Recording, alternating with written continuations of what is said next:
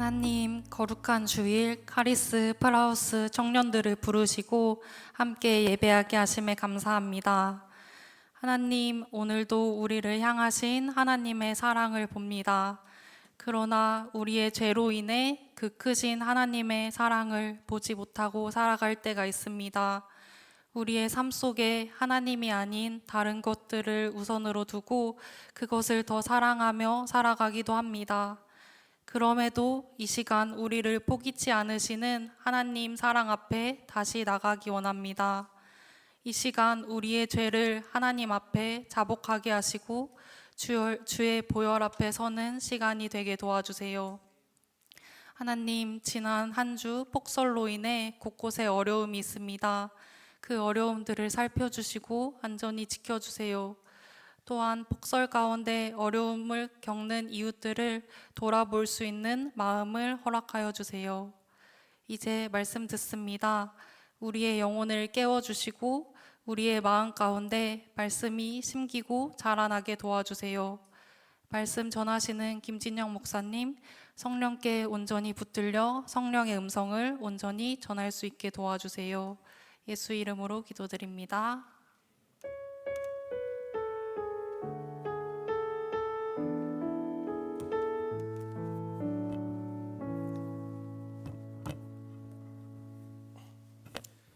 이 시간 함께 보실 하나님 말씀 구약 성경 호세아 6장 1절부터 11절까지의 말씀입니다. 구약 성경 호세아 6장 1절부터 11절까지의 말씀을 저와 여러분이 한 절씩 교독하고 마지막 절은 함께 읽도록 하겠습니다. 호세아 6장 1절부터 11절까지의 말씀, 하나님 말씀입니다. 오라, 우리가 여호와께로 돌아가자. 여호와께서 우리를 찢으셨으나 도로 낫게 하실 것이요 우리를 치셨으나 싸매어 주실 것임이라.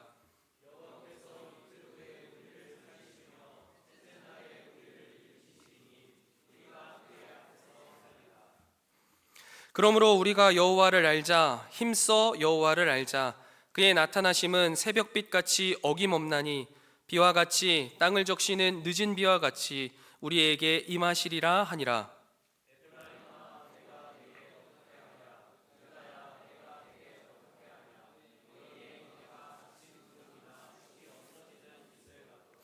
그러므로 내가 선지자들로 그들을 치고 내 입의 말로 그들을 죽였노니 내 심판은 비처럼 나오느니라.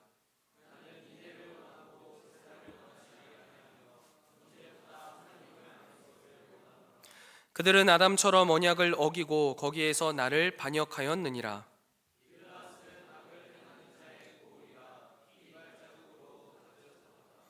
강도떼가 사람을 기다림같이 제사장의 무리가 세겜길에서 살인하니 그들이 사악을 행하였느니라.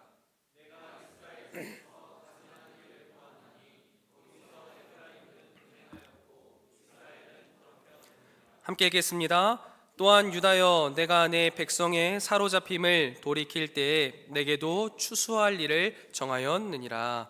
아멘. 우리 이 시간 옆에 계신 분들을 환영하고 축복하면서 이렇게 인사하면 좋겠습니다. 당신을 통해 하나님을 봅니다.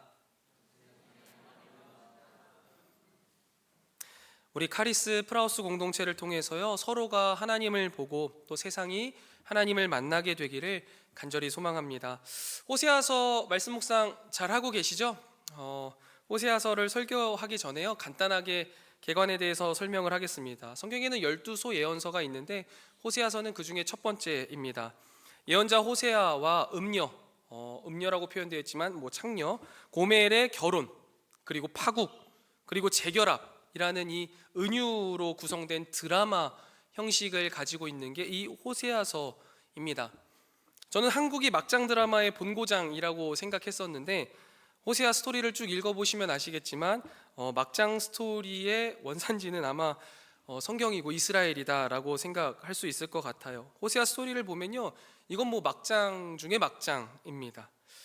호세아서에 등장하는 인물들이 모두 다 상징하고 있는 것들이 있습니다. 남편인 호세아는요, 여호와 하나님을 상징하고요, 아내인 고멜은 이스라엘을 상징합니다. 애인은 바알이고요. 여러분이 호세아의 입장이 되어 보는 겁니다. 과연 이게 말이 되는 상황일까요? 하나님이 어느 날 밤 나타나셔서 여러분들에게 몸 파는 사람과 사랑하여서 그 가운데 가정을 이루라 라고 말씀하신다면 여러분은 그 하나님의 음성에 네 주님 그렇게 하겠습니다 라고 말하고 그런 인생을 실제로 사실 수 있겠습니까? 근데 하나님은 호세아에게 그런 명령을 하셨어요. 그리고 호세아는 그 명령을 따라 결혼을 했습니다. 그리고 자녀까지 낳고 살았습니다. 이게 참 상상하기 어려운 일입니다. 과연 어떤 마음이었을까? 또 그의 삶은 얼마나 힘이 들었을까? 그런데 사실 여러분 이건요, 우리가 좀 잘못 감정이입을 한 겁니다. 우리는 호세아가 아닙니다. 호세아서에서 우리는 누구라고 했죠? 고멜입니다. 우리는 음란한 고멜인 거죠. 우리의 신랑 되시는 분은 하나님이신 겁니다. 하나님은 이런 사랑을 우리에게 부어주고 계시는 것이죠. 호세아의 사랑의 모습의 원형은 하나님이십니다. 고멜의 모습은 이스라엘인 것 같지만 이스라엘도 맞겠지만 사실 우리 자신입니다. 음녀 고멜보다 더 심한 이스라엘은 끊임없이 영적인 간음을 저질렀지만 과연 우리는 어떻습니까? 호세아서를 읽어가면 읽어갈수록 그리고 우리의 삶을 반추하면 반추할수록 저는 개인적으로 고멜보다 이스라엘이 더하고 이스라엘보다 더한 게 바로 나구나라고 고백할 수밖에 없더라고요. 여러분 이러한 마음으로 호세아서를 읽는 것이 우리에게 매우 중요할 것입니다. 그리고 역사적인 배경을 좀 이해를 해야 되는데요. 호세아서는 기원전 8세기경입니다. 그러니까 남북 이스라엘이 갈라졌고 이제 북이스라엘 쪽 선지자니까요. 그 북이스라엘에서는 이제 요시야의 아들 르호보암이 왕이 됐던 그 시점이에요. 근데 이때 역사를 이렇게 쭉 쫓아가서 찾아보면은요. 다윗과 솔로몬 시대에 견줄 만한 그 황금 시대에 견줄 만한 굉장한 번영을 누리던 시기입니다. 남북이 나누어져 있음에도 불구하고 말이죠. 그러니까 굉장하게 이제 발전하던 시절이에요. 그래서 사마리아 지역에는 막 새로운 정치 세력들이 세워졌고요. 또 상인 부유층이 막 등장하기 시작했습니다. 그래서 굉장한 발전을 이루는 시기였는데요. 외적으로는 그렇게 보였는데 실제로 그 이스라엘 삶 안에 하나님과 그래서 더 가까워지고 하나님을 찬양하는 삶을 살았느냐? 그건 또 아니었습니다. 오히려 하나님의 뜻과는 멀어지는 시기가 바로 이 시기였는데요. 경제적으로 발전하게 되면 참 아이러니하게도요. 그 빈부격차가 점점 더 나기 시작합니다. 그게 모든 사회의 특징인 것 같아요. 그래서 이 빈부격차가 나오면서 부유층이 생깁니다. 그 부유층이 돈을 가지고 땅을 사기 시작했습니다. 그런데 여러분 이스라엘에게 있어서 이 땅이라는 것은 어떤 개념이에요? 하나님이 나에게 주신 선물이에요. 그런데 이것을요 자꾸 뺏기게 되는 거예요. 부유층이 돈으로 다 깨트렸어요. 그리고 그렇게 사들인 땅에다가요 포도와 올리브 같은 환금 작물이라고 하죠. 이걸 돈으로 바꿀 수 있는 작물들을 막 심고 집약적으로 막 키우기 시작하는 겁니다. 그러니까 경제적으로는요 발전할 수밖에 없지만 상대적으로 어떻게 되냐면 땅을 잃은 사람들은 수확할 게 없으니 소작농으로 전락하게 되는 거고 사실은 이제 소작농으로 불리기 시작하지만 빈부격차가 더 커지고 땅은 없으면서 말은 소작농이지만 실제로 노예 같은 삶을 살아야만 했던 게 이 시대의 모습이었다는 거죠. 빈부의 격차가 심해졌고요. 아파하고 고통받고 빈곤에 처한 사람들은 늘어나는. 그런데 또 아이러니하게도 경제적 번영이 있으면요 사회 문화 수준은 갑자기 쭉 올라가잖아요. 근데 이게 세상이 말하는 사회 문화의 수준이 올라간다라는 것은 뭐냐면 유희거리가 늘어나는 거하고 또 일맥상통하거든요. 근데 이 고대 시대의 유희거리는 대부분 뭐냐면 종교적인 것들과 결합되어 있습니다. 그래서 이 종교에 기독교적으로 말하면 타락, 세상적으로 말하면 번영이 일어납니다. 그래서 바알 숭배가 굉장히 늘어나요. 풍요의 신이잖아요. 야, 바알 신이 드디어 이스라엘에 임했구나. 그래서 우리가 이렇게 풍요를 누리는구나 하면서 감사하기도 하고 또 계속해서 쌓이는 부를 막 표출하기 시작하면서 성적인 문란과 더불어서 여러 가지 문화의 문제점들을 가져가는 게 이 시대였습니다. 그런데 여러분 아이러니하게도요. 이 경제적으로 번영하다 보니까 바알 숭배의 사상도 굉장히 두드러지고 많은 숭배를 하는데요. 하나님을 제사하는 일도요 많아지기 시작합니다. 이 돈이 많으니까 제사를요 막 열심히 드리기 시작하는 거예요. 그러니까 이게 참 이상한 거죠. 바알 숭배도 열심히 하고 하나님 앞에 제사도 엄청나게 드리는 시기가 바로 이 호세아 시기였다는 거예요. 이런 비슷한 모습을요 한국 교회에서 좀 찾아서 여러분들에게 이해를 시켜드리고 싶어서 찾아보고 생각해 봤는데, 이게 기복주의 신앙하고 굉장히 흡사한 것 같습니다. 하나님 열심히 믿으면 하나님이 복 주신다, 이게 기복 신앙이거든요. 그런데 여러분, 그 말을 가지고서는요 우리가 열심히 하나님을 막 섬겨요. 하나님을 섬기는데 그 이유가 뭐예요? 복 받으려고. 복이라는 건 뭐예요? 내가 잘 되는 거예요.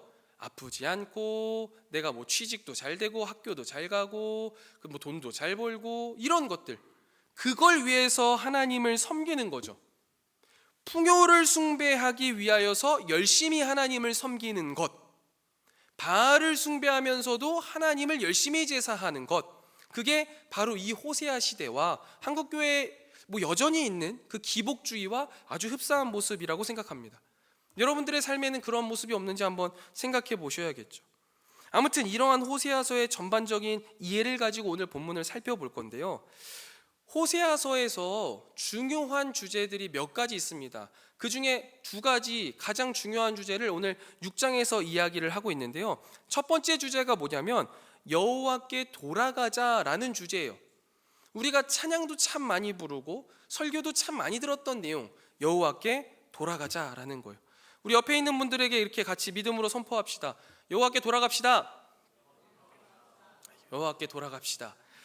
자, 여러분, 그러면 이 여호와께 돌아가자라는 말은 과연 무슨 의미가 있습니까? 이스라엘 백성들에게 호세아가 외쳤을 때요, 이 이스라엘 백성들은 뭐라고 받아들였냐면, 무슨 헛소리를 하는 거야? 무슨 여호와께 돌아가? 나 지금 제사 드리고 왔어. 근데 뭘 여호와께 돌아갈 게 어딨어? 우리 이스라엘 백성이잖아. 근데 뭘 여호와께 돌아가? 하나님의 백성인데 라고 받아들였거든요. 여러분들은 어떠세요? 여호와께 돌아가자라고 하면은 아멘, 내가 주님께 다시 돌아가야 됩니다 라는 생각이 드세요? 아니면 이 돌아간다는 게 뭐야? 내가 뭘 돌아가? 난 오늘도 이렇게 앉아서 예배 드리고 있고, 또 낮에는 또 우리 귀한 다음 세대들 섬겼고, 내가 여기서 뭘 더 하라는 거야?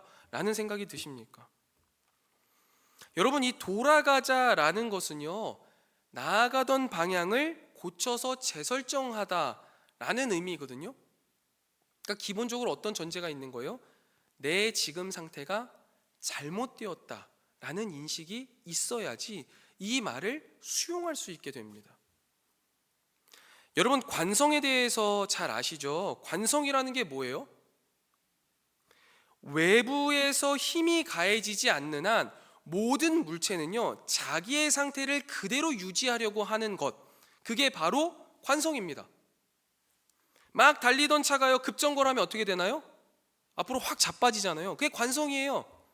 요즘처럼 빙판길에 브레이크 잘못 밟으면 나아가려는 성질이 있으니까 쭉 미끄러져서 나아가는 방향대로 쭉 나아가는 거, 그게 관성이라는 거죠.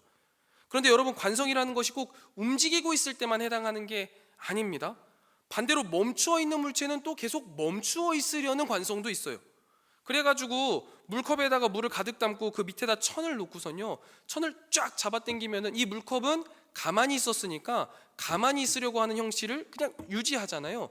그것도 관성입니다. 그래서 여러분, 이 관성의 법칙이 이제 운동의 법칙인데요, 실제로 우리의 삶에 있어서도요, 이 관성의 법칙이 그대로 적용되고 있다라는 생각 해보셨습니까? 여러분, 부지런하게 사는 사람들은요, 어떻게 살기를 원할까요? 부지런하게 살기를 원해요. 게으르게 살던 사람은요, 게으르게 살기를 원해요. 내가 이렇게 살아가고 있는 삶의 결대로 우리는 살아가기를 원해요. 삶이라는 게 다 그렇습니다. 근데 신앙도 마찬가지거든요. 이스라엘 백성들은요, 계속해서 불순종했습니다. 자기 멋대로 살아가는 삶의 방향을 시작한 거예요. 죄의 관성을 따라서 쭉 가는 거죠. 불순종의 길로 나아가는 관성이 있었던 거예요. 그런 그들에게 호세아는요, 여호와께 돌아가자라고 말하면서 이 관성의 법칙을 깨자라고 말하는 겁니다. 애정하는 청년 여러분, 여러분은 지금 어떤 방향으로 따라서 관성의 법칙이 작용하고 있으십니까? 여러분의 삶에 어떠한 관성이 지금 작용하나요? 믿음의 관성입니까? 아니면 불순종의 관성입니까? 하나님이 나를 쭉 이끌어가고 계시는 게 느껴지십니까? 아니면 불순종이 내 뜻이 나를 이끌어가고 있다고 생각하십니까? 여러분, 특별히 불순종의 관성에는요, 그냥 그 자리에 멈춰 있으려고 하는 관성도 있다라는 사실을 분명히 기억하셔야 돼요. 나 지금 그냥 이대로가 좋아, 이것도요 분명히 불순종의 관성일 수 있다는 거예요. 그러면서 여러분, 우리 스스로의 삶을 한번 이 시간 좀 되돌아보세요. 나는 어떤 방향을 따라서 지금 살아가고 있지?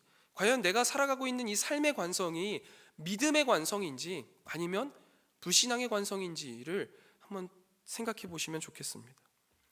두 번째로 호세아서에서 중요한 가르침은요, 여호와를 힘써 알자라는 거예요. 이번에는 자기 자신을 향해서 우리 함께 믿음으로 고백하면 좋겠습니다. 여호와를 힘써 알자. 다시 한번 더 큰 목소리로, 여호와를 힘써 알자. 아멘. 여러분, 호세아가 첫 번째 이야기한 건 뭐였어요? 여호와께 돌아가자라는 말이었습니다. 근데 그 뒤에 바로 이어서 하는 말은 뭐라고요? 여호와를 알자, 힘써 여호와를 알자라고 말하고 있어요. 여러분, 과연 이 두 개의 관계가 무엇일까요? 왜 이런 말을 붙여서 했을까요?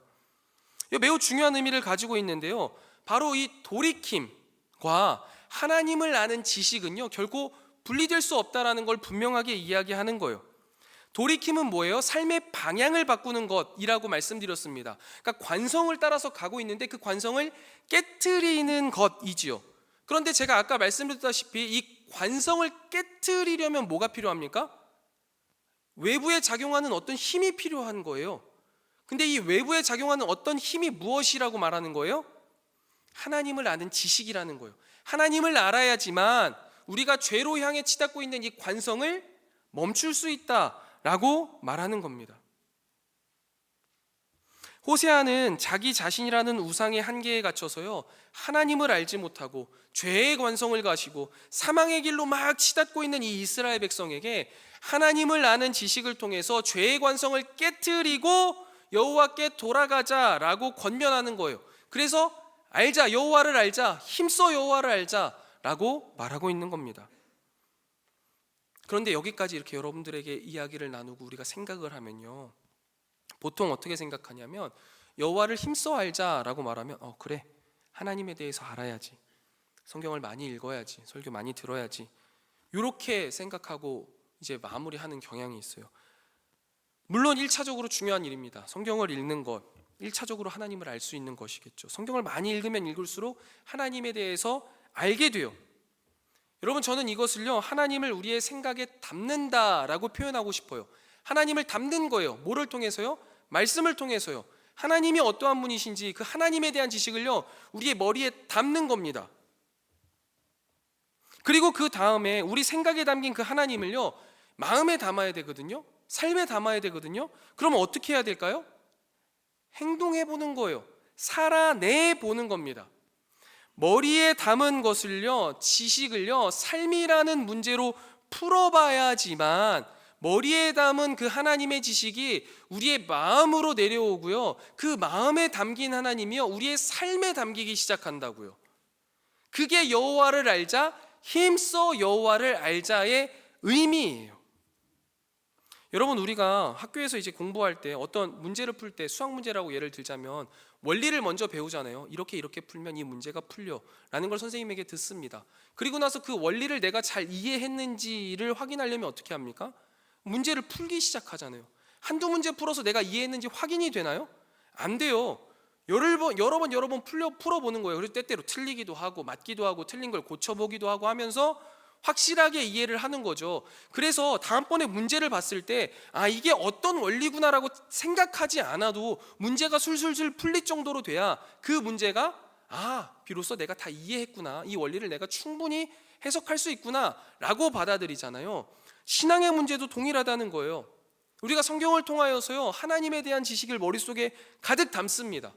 이론을 배우는 거죠. 그리고 실제로 우리 삶 속에 살아내지 않는다면 문제를 풀지 못한 채 머릿속에 지식만 가득하고 원리만 가득한 사람이 되는 거예요. 우리가 삶의 여러 문제들을요, 머리에 담긴 하나님을 아는 지식으로 풀어보는 거예요. 그러면 하나님을 아는 지식이 우리의 마음에 담기기도 하고 우리의 삶에 담기기도 하는 거죠. 마음에 담기고 삶에 담기면 외력을 향해서 외력이 이제 개입하는 거예요. 하나님이 개입하시는 거예요. 그래서 죄로 치닫고 있던 우리의 그 관성이 틀어진다고요. 바뀐다고요. 그때 여호와께 돌이키게 되는 거예요. 그리고 그 상태가 바로 하나님을 닮아가는 상태라고 저는 말하고 싶어요. 하나님을 머리에 담아요. 마음에 담아요. 삶에 담아요. 그러면 그때 우리가 어떻게 된다고요? 하나님을 닮아져요. 하나님을 닮게 되는 거예요. 그게 여호와께 돌이킨 상태예요. 우리는 하나님을 다 닮을 수 없지만 닮기 시작하는 거죠. 믿음의 관성을 따라서 그 흐름을 따라 나아가게 되는 겁니다.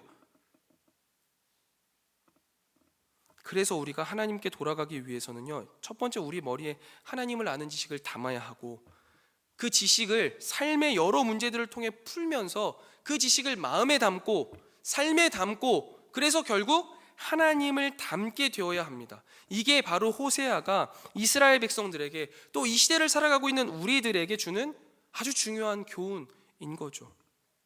애정하는 청년 여러분, 우리의 생각과 우리의 마음에 하나님을 아는 지식을 풍성히 담으시기를 주님의 이름으로 축원드립니다.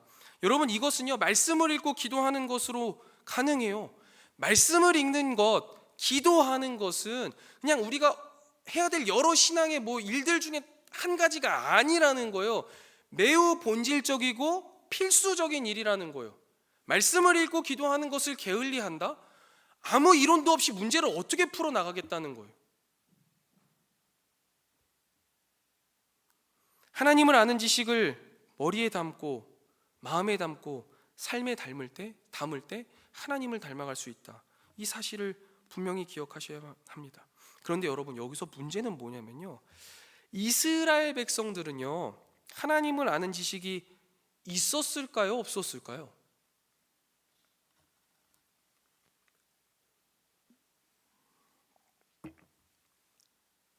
있었습니다. 당연히 있죠. 왜요?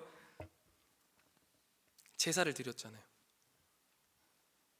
하나님 앞에 열심히 나아갔다니까요. 나름대로 분명히 있었어요. 하나님을 아는 지식이 있거든요.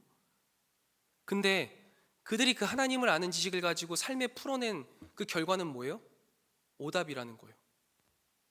그래서 호세아가 이 잘못 푼 오답에 대해서요, 오답 정리를 쭉 해주는데요, 두 가지만 한번 살펴볼 거예요. 우리는 이것을 반면교사로 삼아야겠죠. 머리로만 하나님을 알면요, 어떤 모습이 나타나냐면 첫 번째, 불성실함으로 나타납니다. 4절 말씀 한번 같이 읽어보겠습니다. 호세아 6장 4절 말씀입니다. 우리 같이 한 목소리로 힘차게 읽겠습니다. 시작. 에브라임아, 내가 내게 어떻게 하랴?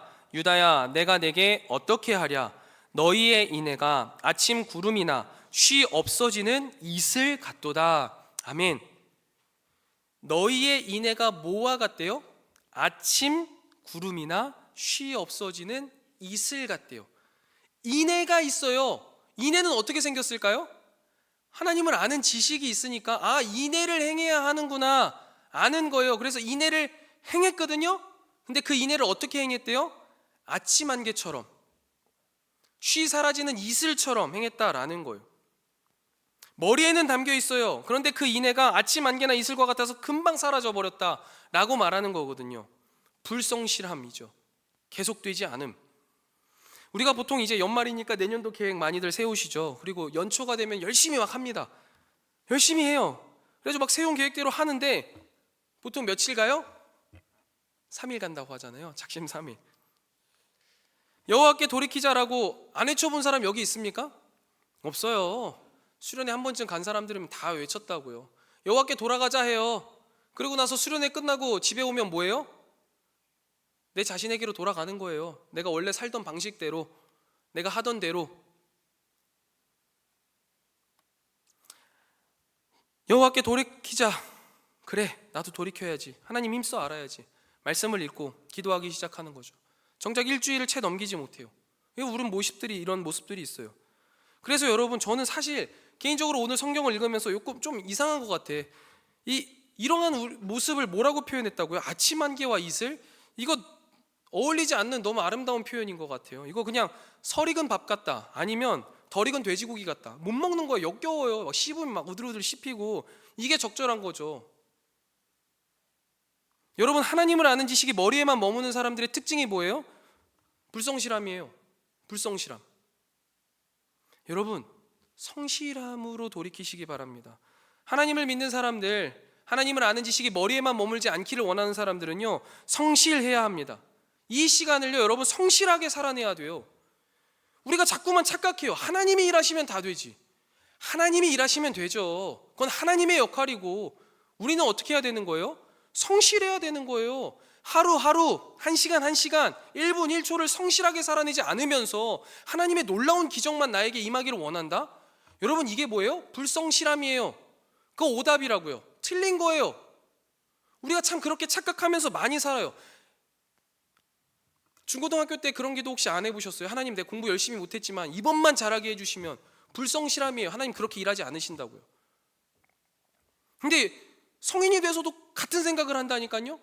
나의 신앙은 성실하지 않은데, 하나님 지금 이 일에 문제가 있으니 좀 도와주세요. 이 문제가 해결되면 내가 하나님 앞에 나아가겠습니다. 아니에요. 오늘 하루를 성실하게 살면 그 문제가 해결이 되던 되지 않던 우리는 하나님의 그 믿음의 관성을 따라 살아나가게 될 거라는 거죠. 그걸 믿고 가는 게 믿음이지, 지금의 문제를 해결해 주실 것을 믿는 믿음이 믿음이 아니라는 거예요. 그걸 여러분, 우리가 분명히 기억해야 되고, 오늘 하루를 성실하게 믿음으로 살아내는 청년 여러분들 다 되시기를 주님의 이름으로 축복합니다. 여러분들 지금 시기 너무나 귀중한 시기이잖아요. 너무 귀중한 시기예요. 1분 1초가 아까운 시기라고요. 하나님 앞에 정금과 같이 나아갈 시기인데 성실하지 않고 게으르게 살아간다? 불성실하다? 여러분, 이거는 안 될 일이잖아요. 하지만 중요한 거는 그 성실함이 하나님을 향해 있어야 돼요. 그거를 이제 두 번째로 좀 살펴볼 건데요. 하나님을 아는 지식이 머리에만 머물러서 생기는 오답 두 번째가 뭐냐면요, 피상적인 고백입니다. 피상적인 고백이에요, 여러분. 오늘 본문 6절 말씀 한번 우리 같이 읽어보겠습니다. 호세아서 6장 6절 말씀 우리 같이 읽겠습니다. 시작.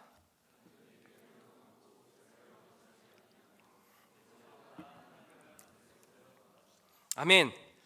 여러분, 인애라는 것은 원어로 헤세드인데요, 이것은 아가페하고 다르잖아요. 사랑만을 의미하는 게 아닙니다. 충성, 신실함이라는 의미가 사실 더 주요한 의미를 갖고 있습니다. 인애라고 해서 사랑을 생각하고 그냥 핑크핑크한 걸 생각하시면 안 돼요. 하나님께서 우리에게 원하시는 건 인애인데, 그걸 조금 더 약간 뾰족하게 이야기를 하자면 충성됨, 신실함이라고 이해하시는 게 조금 더 맞을 것 같아요. 조금 전에 잘못된 모습이 뭐라고 했어요? 오답? 불성실이에요. 하나님이 원하시는 건 뭐예요? 충성과 신실함, 성실함을 원하세요. 근데 실제로 이스라엘 백성들은 하나님이 뭘 원하신다고 생각했던 거예요? 제사를 원한다고 생각해서 제사를 드린 거예요. 여러분, 요 말이 좀 이해가 잘 되셔야 되거든요. 하나님은 하나님께 충성을 원하셨는데 이스라엘 백성은 제사를 드렸다. 이게 도대체 뭔 상관이야? 잘한 거 아니야? 라는 생각이 드실 수 있다는 거죠. 왜냐하면 제사를 드리는 게 하나님께 충성하는 것 아니야? 라는 생각이 들 수 있죠. 근데 아니에요, 여러분. 잘 생각해 보세요. 제사를 드리는 이유를 우리가 한번 생각해 봐야 되거든요. 구약시대에 제사를 왜 드립니까? 가장 중요한 이유가 일단 두 가지라고 생각할 수 있어요. 첫 번째는 하나님을 높이는 겁니다. 하나님 높이는 거예요. 맞아요. 그건 이거 충성과 연결될 수 있습니다. 그런데 여러분, 잘 생각해 보면 중요한 이유이긴 하지만 실제로 이스라엘 백성들이 제사를 하나님께 올려드리지 않으면 하나님의 영광을 받지 못하시거나 하나님이 영광스럽지 못한 분이십니까? 아니에요. 그러니까 이건 주된 이유는 사실 아니에요. 그 하나님의 영광을 우리가 보게 되는 거죠. 그래서 사실은 두 번째 이유가 훨씬 더 큽니다. 그건 뭐냐면 우리의 죄사함 때문이에요. 이스라엘 백성들이 죄를 지었고 그 죄사함을 위해서 제사를 통해 관계를 회복하고 하나님 앞에 나아가는 거죠. 그리고 그 하나님의 영광스러움을 우리가 보게 되는 거죠. 그래서 그 하나님을 따라서 살아가게 하는 게 이 제사란 말이에요. 그러니까 사실 이 호세아 당시에 이스라엘 사람들은요, 바알을 주로 섬겼는데 그건 풍요로운 시대였기 때문이에요. 풍요의 시대였고 풍요를 준다고 생각하니까 바알을 섬겼는데 그것과 동일하게 하나님을 제사하는 일도 늘어났다고 했잖아요. 왜 늘어난 거예요? 죄의 문제는 해결하고 싶은 거거든요. 굉장히 껄끄럽거든. 현실에서 잘 먹고 잘 사는 거 너무 좋은데 이게 혹여나 하나님 앞에 내 죄의 문제가 해결되지 않아서 내가 지옥에 떨어지면 어떡하지? 좋은 방법이 있네. 제사를 드리면 되겠네. 풍요를 섬기면서 제사를 드리면 꿩 먹고 알 먹고 도랑치고 가재 잡고 마당 쓸고 돈 줍는 거네. 아주 좋은 일이네 해서 그렇게 종교 생활을 하고 있었던 게 호세아 당시의 사람들이거든요. 그러니까 껍데기만 있는 제사라는 위선과 거짓으로 스스로의 탐욕을 아주 잘 감추어 버린 게 이 호세아 당시의 이스라엘 백성의 모습이거든요. 근데 여러분 한번 이제 우리 스스로를 한번 생각해 보는 거예요. 지금 이 시간 여러분이 예배를 드리고 있잖아요. 뭐 구약의 제사와 동일하다고 이야기할 수 없겠지만 예배를 여러분은 지금 왜 드리고 계십니까? 지금 예배라는 이 형식적인 껍데기 안에 여러분들의 알맹이는 뭘 갖고 나오셨어요? 지금 이 자리에 왜 앉아 계십니까? 일주일 동안 살아가면서 내가 좀 사람들한테 나쁜 소리, 쓴소리도 좀 했고 여러 가지 좀 하나님 앞에 지은 죄도 있고 좀 그런 것도 좀 훌훌 털고 또 좀 인생이 좀 꼬인 것 같아서 좀 하나님께 좀 기도 좀 하고 그래서 위로 좀 얻고 한번 좀 좋은 위로가 되면 그걸로 또 족하겠다. 아니면 뭐 안 나오면 좀 하나님이 약간 좀 나를 미워하실 것 같기도 하고 앞으로 내 인생이 좀 꼬일 수도 있으니까 일단 좀 한번 나와서 앉아볼까? 뭐 이런 생각들, 내 마음의 가벼움을 위해서 아니면 그저 내가 죄인이라는 건 분명히 알기 때문에 그 죄를 좀 해결하기 위해서 하나님과 적절한 관계를 유지하면서 좀 이렇게 잘 지내보려고. 여러분 이런 모습이라면 예배라는 위선과 거짓으로 내 스스로의 탐욕을 감추고 있는 것 아닐까요?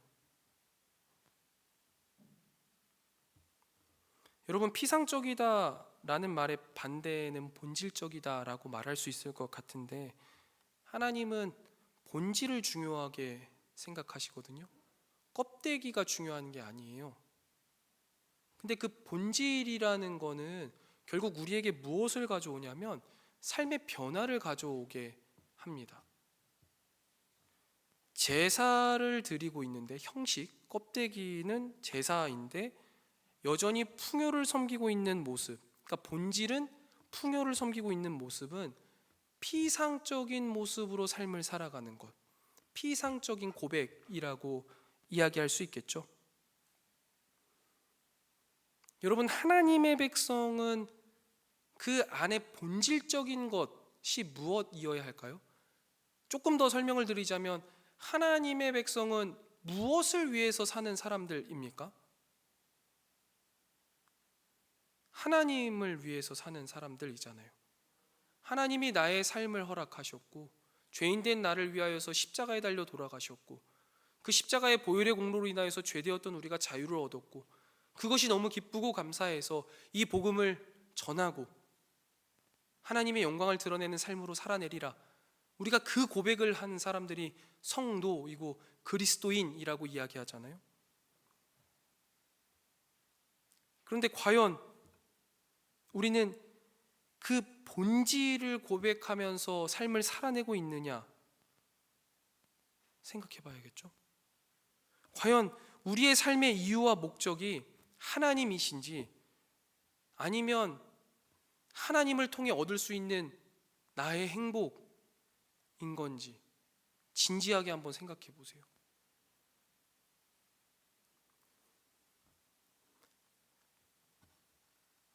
하나님의 백성의 삶에 풍요가 없느냐? 아니 뭐 그런 이야기 하는 거 아니거든요.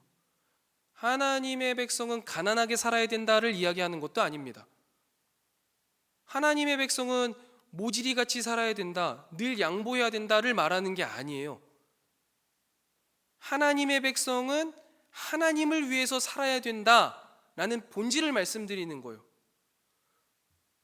돈을 버셔야 된다면 버셔야죠. 왜 벌어야 되는 거예요? 하나님을 위해서 버셔야 된다면 돈 버셔야 됩니다. 열심히 버셔야죠.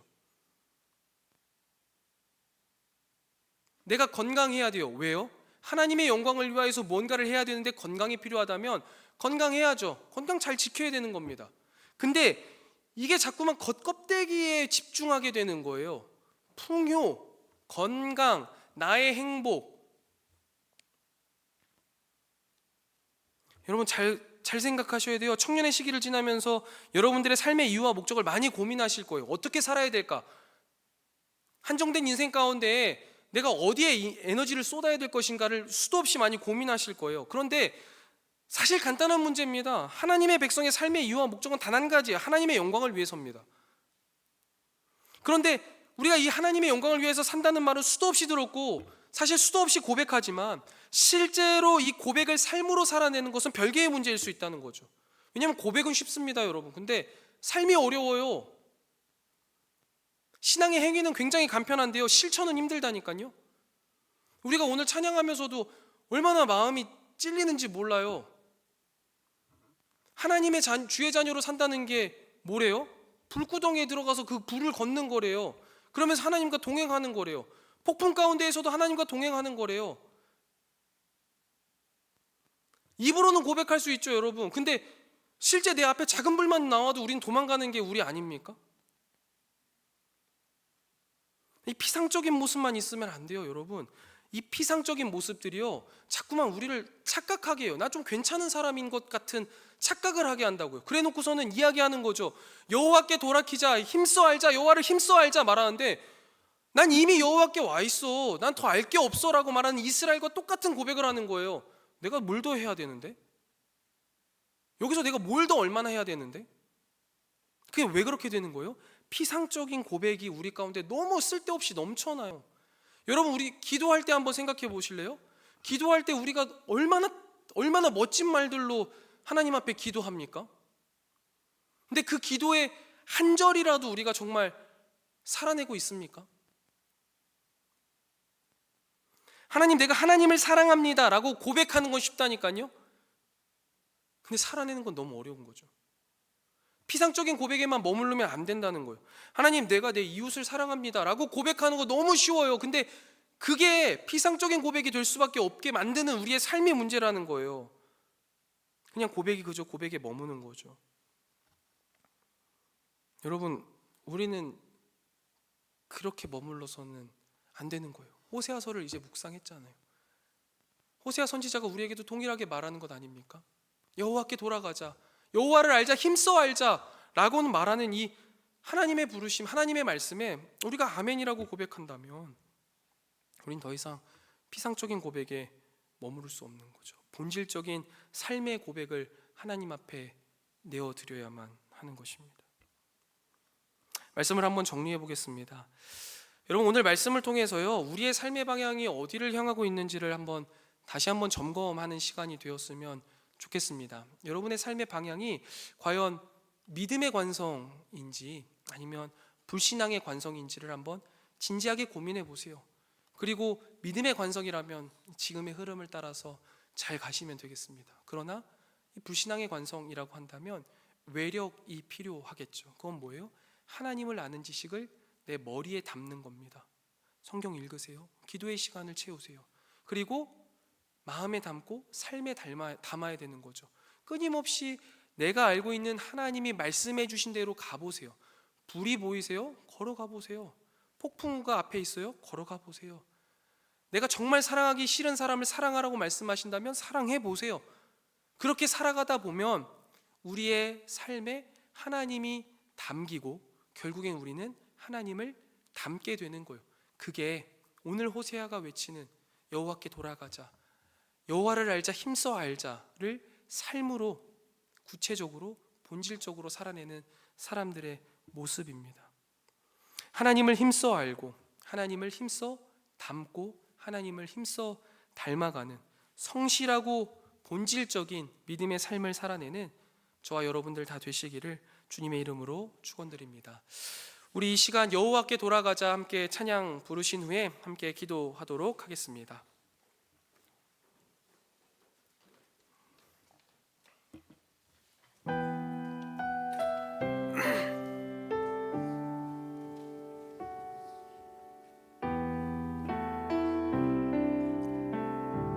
내 백성이 내 백성이 나를 떠나 돌아섰지만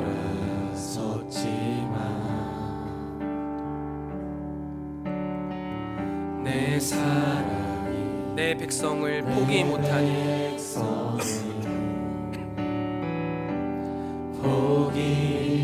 내 모든 것 내어주고 나 그들을 얻으리라.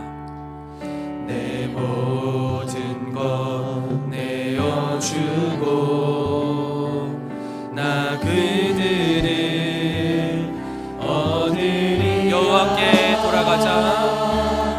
여호와께 돌아가자.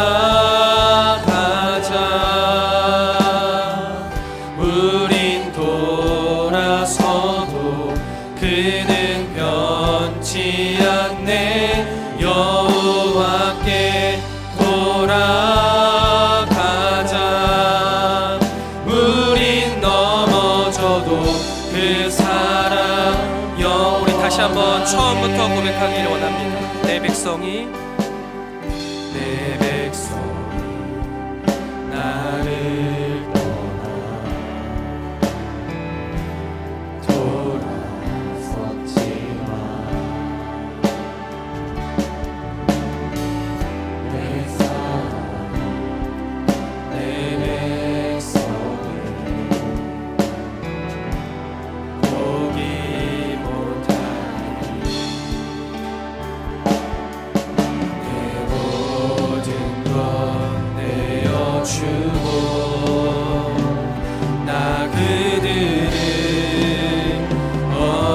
여호와께 돌아가자.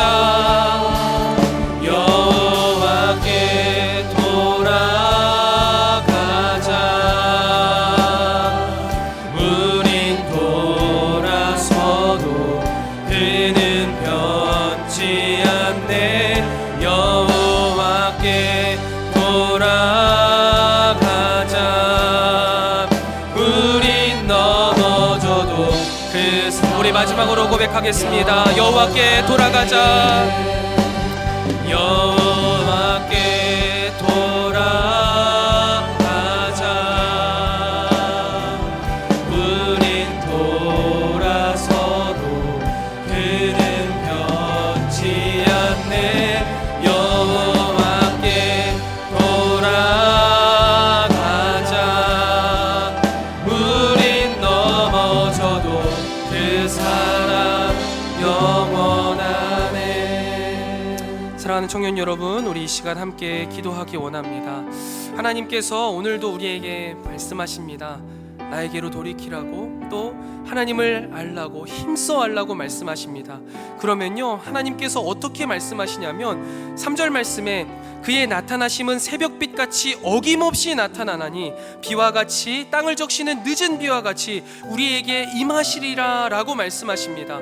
우리가 주님께 돌이키기만 한다면, 우리가 주님을 힘써 알기로 결단하기만 한다면 하나님께서는요 새벽빛같이 어김없이 우리에게 큰 은혜와 사랑으로 우리를 변화시키시고 우리를 믿음의 관성으로 이끌어 가신다라는 말씀입니다. 그래서 사랑하는 우리 청년 여러분, 우리 이 시간 주님께 간절히 고백하며 죽겠습니다. 주님, 내가 주님께로 돌이키기 원합니다. 주님을 힘써 알기 원합니다. 이 믿음의 고백이 피상적인 고백이 아니라 본질적인 삶의 결과로, 삶의 모습으로 드러나게 주님 우리를 이끌어 주시옵소서. 우리 시간 한 목소리로 기도하며 나아가겠습니다. 기도합니다.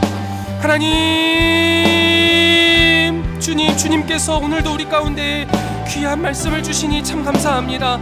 하나님, 주님께서 오늘 우리에게 여호와께 돌아가자 말씀하여 주시고 하나님을 알라고 정말 힘써 주님을 알라 말씀하여 주시니 주님, 우리가 그 음성에 귀 기울여 우리가 주님께 돌이키기 원합니다. 특별히 그 주님께 돌이키기 위하여서 우리 예수 그리스도와 하나님과 성경 하나님을 힘써 알기를 간절히 소망합니다. 하나님 아버지, 말씀을 통하여서 하나님을 우리 머릿속에 담게 하여 주시옵소서. 그리고 우리 마음에 담게 하시고 우리 삶의 여러 문제들 가운데 그 담은 하나님을 통해 나아가게 하여 주셔서 우리의 삶에 하나님을 아는 지식이 담기게 하시고 그로 인하여서 우리가 하나님을 닮아가는 귀한 역사들이 우리 사랑하는 성목교회 청년들을 통하여서 끊임없이 일어나게 하여 주시고 그들을 통해 하나님의 놀라운 역사들이 불일 일어나듯 일어날 수 있도록 주님 인도하여 주시옵소서. 특별히 주님 간절히 원합기는 우리가 이 시간 드리는 이 기도의 고백이 피상적인 고백에 머물지 않기를 주님 간절히 소망합니다. 그저 입발린 말을 주님 앞에 내어드리는 것이 아니라 삶으로 살아내는 우리가 되게 하여 주시옵소서. 고백은 너무나 쉽지만 삶으로 살아내는 게 참으로 어렵습니다. 우리는 늘 부족하지만 하나님 아버지 이 시간 그렇기에 주님 앞에 간절히 기도하며 성령 하나님의 도우심을 의지하오니 성령 하나님 우리 가운데 역사하여 주시어서 우리가 믿음으로 살아가고자 하는 이 결단 가운데 힘주시고 능력 주셔서 성실함으로 나아가게 하시고 본질적인 삶의 변화를 이끌어내며 주님께서 우리를 이끌어 가시는 그 믿음의 관성 안에 살아가며 하나님을 닮아가는 우리 모든 청년들 다 될 수 있도록 주님 인도하여 주시옵소서.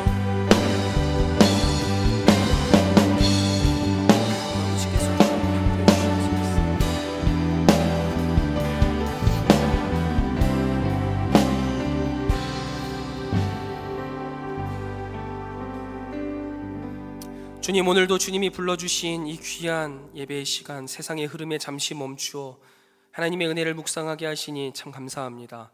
오늘 주신 말씀이 우리의 이성 가운데 잘 정리되게 하시고 우리 마음속 깊숙한 곳에 심기워지게 하시며 우리의 삶에 아름답게 피어나게 하여 주셔서 우리의 삶이 주님의 편지요 향기로 사용되어지게 하여 주시옵소서.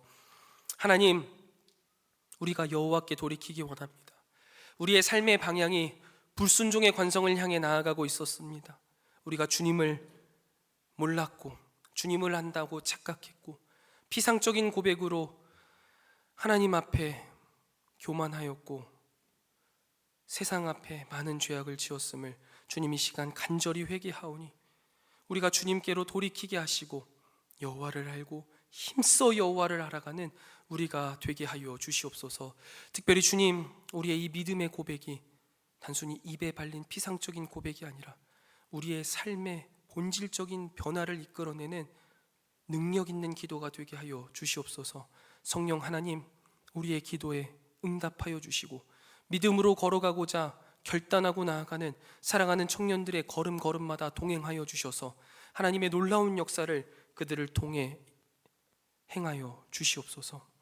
이제는 우리 구주 예수 그리스도의 은혜와 하나님 아버지의 무한하신 사랑하심과 성령 하나님의 진리로 인도하시는 은혜의 크신 역사가 여호와께 돌아가고 힘써 주님을 알아가며 본질적인 삶의 변화로 주님의 기쁨이 되리라 잔잔히 다짐하고 돌아가는 사랑하는 모든 성문교회 청년 머리머리 위에 이제로부터 영원토록 함께 있을지어다. 아멘.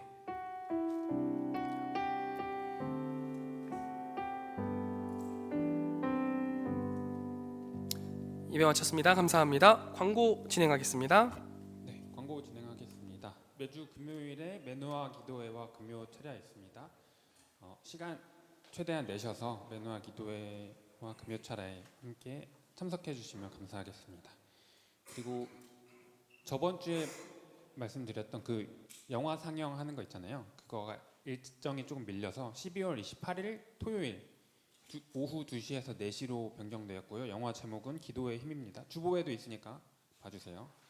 그리고 성탄 전야제 준비를 이제 해야 되는데요. 일단 전야제는 12월 24일 화요일 저녁 7시에 시작을 하고요. 그 카리스는 저희 희망자를 오늘 조사를 받을 거예요. 그래서 셀장님들께 안내를 받으시고 오늘까지 다 취합을 해주시면 감사하겠습니다. 그리고 다음 주 예배 관련해서 한 가지 말씀드리면 아까 담임 목사님 말씀하신 것처럼 임직자 공청회가 있어서 저희 1청년부, 2청년부가 한 곳에서 아마 예배를 드리게 될 것 같습니다. 그래서 다음 주에는 소예배실에서 예배를 드릴 거고요. 공청회 참석을 하려면 예배 시간을 조금 당겨야 돼서 1시에 예배를 시작하는 걸로 해야 될 것 같습니다. 이상입니다. 안녕하세요. 저는 카리스의 주보라입니다. 저희는 말씀 암송 시간이 있어서요. 근데 공교롭게도 오늘 말씀 암송은 오늘 말씀 본문이 호세아 말씀이더라고요. 틀어주시면 같이 플러스 분들도 함께 암송하겠습니다. 같이 3번 읽을 거고요. 같이 시작하겠습니다. 시작. 나는 인애를 원하고 제사를 원하지 아니하며 번제보다 하나님을 아는 것을 원하노라. 네, 다음 거 같이 해보겠습니다. 시작. 나는 인애를 원하고 제사를 원하지 아니하며 번제보다 하나님을 아는 것을 원하노라. 똑똑한 프라우스 여러분들 다 외우셨을 거라 믿습니다.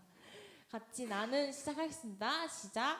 나는 인애를 원하고 제사를 원하지 아니하며 번제보다 하나님을 아는 것을 원하노라.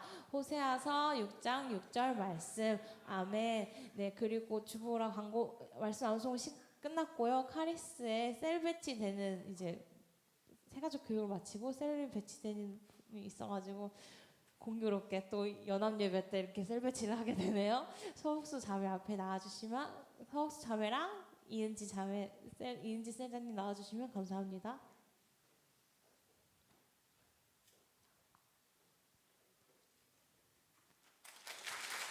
셀자님도 나와주셔야.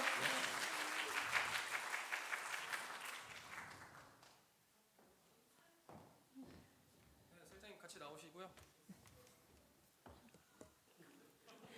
같이 네, 챙겨 주셔야 됩니다 앞으로. 같이 축복송 네, 축복송요? 부를 건데요. 네. 하시죠.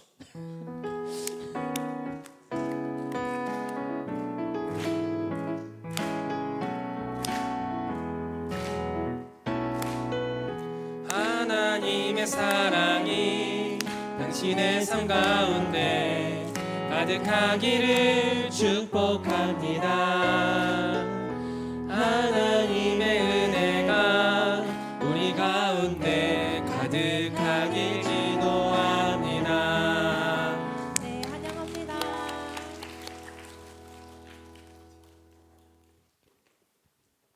네, 프라우스 광고 행정 리더 나오셔서 광고하시면 됩니다. 마이크 좀 주세요.